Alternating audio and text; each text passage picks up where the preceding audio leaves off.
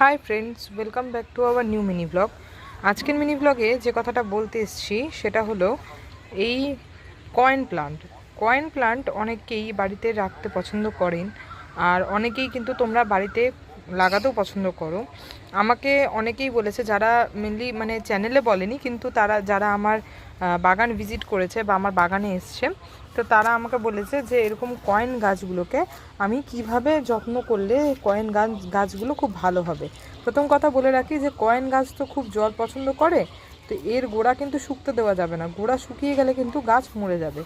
আর এখানে ভিতরে দেখবে কয়েন গাছেরও কিন্তু রানার হয়, যেরকম পদ্ম গাছ বা অন্য শালুক গাছ এদের আমরা রানার দেখতে পাই, সেরকম কয়েন গাছেরও কিন্তু রানার হয়।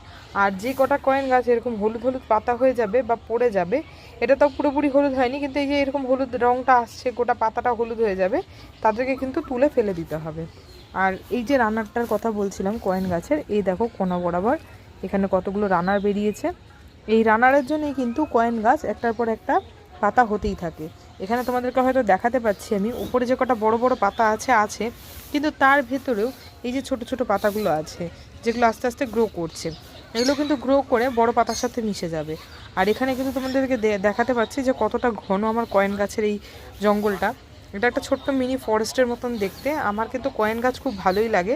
আর হ্যাঁ, অবশ্যই এদেরকে কিন্তু সেমি সানলাইটে রাখতে হবে, মানে ফুল সানলাইটে রাখলেও কয়েন প্ল্যান্টের পাতা কিন্তু পুড়ে যেতে পারে। আমার এখনও কয়েন গাছে ফুল আসেনি, অবশ্যই যখন ফুল আসবে তখন তোমাদেরকে অবশ্যই দেখাবো। আর ওইটা দেখার জন্য চ্যানেলটার সাথে থাকো, আমার চ্যানেলটিকে সাবস্ক্রাইব করে দাও, আর সাথে থাকো, লাইক করো, শেয়ার করো, যাতে কয়েন প্ল্যান্ট ফুল যখন আসবে তখন যাতে তোমাদেরকে আমি আবার দেখাতে পারি। তো আজকের জন্য টাটা, এইটুকুনি।